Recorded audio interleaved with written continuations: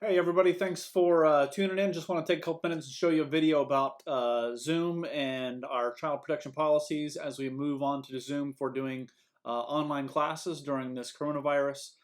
We just want to make sure that we're keeping our kids safe and keeping our members safe as well, just like we do with the child protection policy when we meet at the building.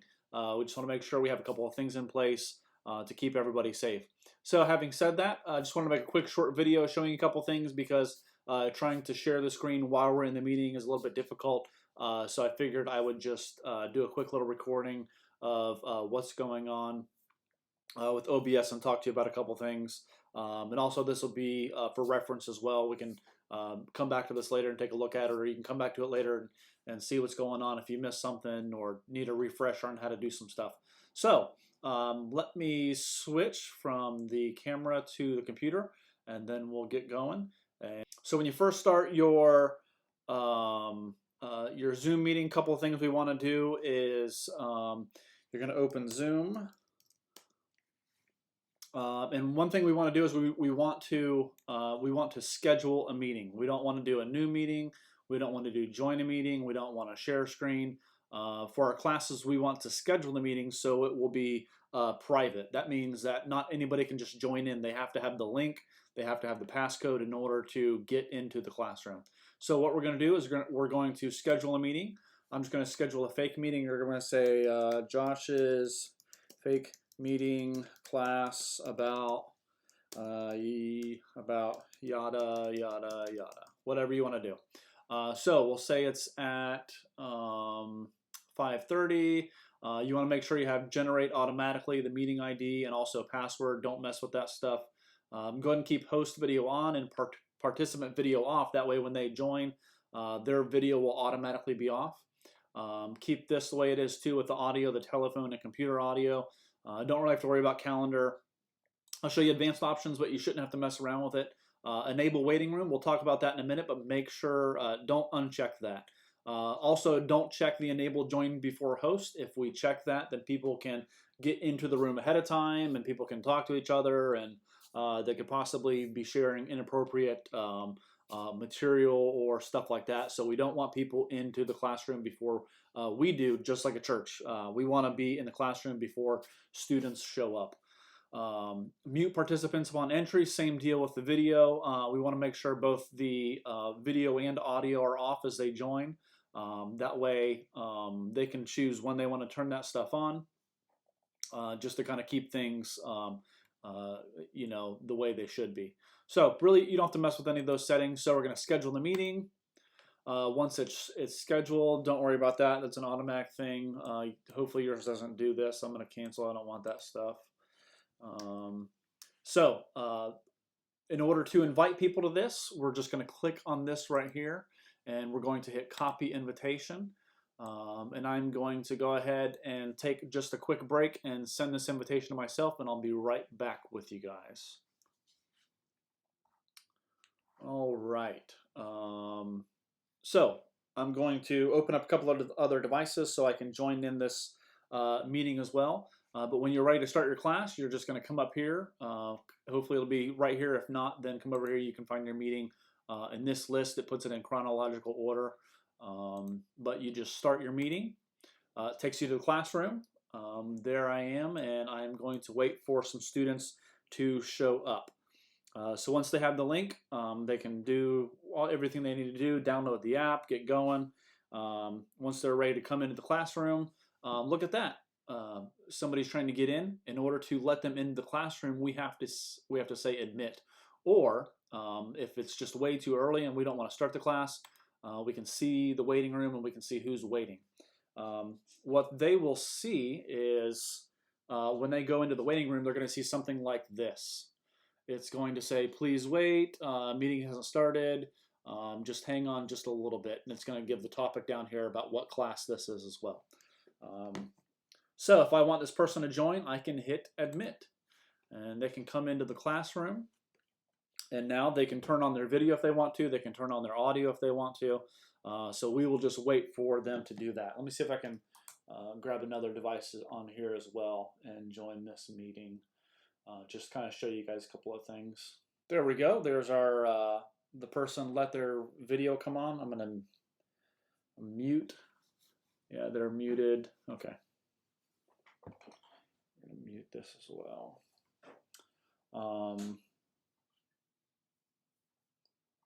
So here's another person that wants to join the meeting. It's another device. So we're going to say admit, and they're going to come into the classroom.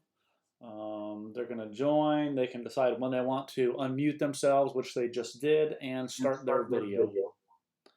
Let me turn that down, see if there we go, that'll work. All right, so a couple of things. Once you're starting in your classroom, there's a couple of cool things that you can do with your students just to ensure that everybody stays safe. And also some features that are really nice. Let me mute this one right here. There we go. So those are both muted. Couple of features we've disabled just to make things safer and easier. We've disabled screen sharing by participants, so none of your students can share their screens. Make sure we don't want them sharing anything inappropriate or anything they shouldn't be sharing. We've turned off private chats, so students can't talk between themselves, or if somebody gets in the meeting, they can't talk privately to a student, just like we wouldn't want an adult taking a student off privately somewhere in the church building. We don't want them being in a private chat, so we've disabled that. Also, we've disabled file sharing, so we don't have to worry about anything inappropriate being shared in a file, or maybe a file that's malicious that can has spyware or malware or whatever. We've turned that off as well. Also, annotations. Nobody can just come up and write something on the screen and annotate the screen with inappropriate language, so that's turned off as well. We want to make sure that we follow our child protection policy online, just like we would if we were in the church building. That means we want 2 adults in the classroom. We want to make sure we report anything that is suspicious or points to abuse of a minor. We want to make sure that we're doing all those things the way that we should. A couple of things I want to show you while we are in Zoom, just to show you some of the cool features. I'll go over some of the cool things. One of the cool things I think is you can spotlight different people. So right now, right here, you can see I'm the main person. So let's say I ask, which camera is this? That one. So let's say I'm asking this student a question, and I want to make sure everybody else sees them. I can hit this button, hit spotlight, and it will bring that student up. So now when this student comes over here, maybe you want to have them read a scripture or say a prayer or whatever you want. Now you can spotlight this student for everybody else. So they become the star. They become the main person that everybody's looking at. So you can, once you're done with that, you can hit this cancel the spotlight button right up here. And the spotlight will no longer be on them, and you can change it back to yourself, so you'll be the teacher. A couple other things I want to, unmute myself. A couple other things I want to touch on. Some of the cool features is screen share. If you want to share a video or something with your students, you can do that. You just want to hit this, I'll make this bigger. You just want to hit this screen share thing down here, and you can share whatever you want. If you have like a video pulled up that you have on file or whatever, you can hit that file and then hit share computer sound and then share, and it will share that video with them. One of the things is you can do polls. So say you want to ask 5 or 6 different students what they think about something. You can hit polling, and then you can ask a question, and you have to do a little bit of editing. I would recommend setting this up ahead of time, but you can poll your students, which is kind of a cool thing too. Couple things real quick as far as what to do while you're in the Zoom meeting to just kind of keep control of the classroom and also keep everything safe is if you come over here, you can mute everybody at once, which is a great feature. Classrooms are going to be getting loud. You just hit mute all, and then you hit continue. And now all your students are muted over here. So like let's say on this screen over here, Johnny unmutes himself and he's talking, and Billy over here unmutes himself as well, and he's talking and going to town, and it's just getting really loud. You just hit mute all and continue, and boom, everybody's muted. Or let's say a student is being disruptive and they're still unmuting themselves and going on. You can mute all, and then if you untick that and hit continue, that student or all the students can't unmute themselves. They can't come back and talk again. You can also stop their video. So like if a student is, let's say they're doing something on their video that is maybe inappropriate, or maybe they're like pulling up their shirt or doing something stupid or being distractive. Distractive is that a word? I don't know. You can just hit stop video, and you can see that video stopped. You can ask them to restart it. So once they're done with their shenanigans and all that, and you tell them, hey, Johnny, once you've stopped that, I'm going to ask you to restart your video. You hit ask to restart, and now that person come back and say, yes, I'll start my video again. So that's a nice little feature you can do. A couple other things is you can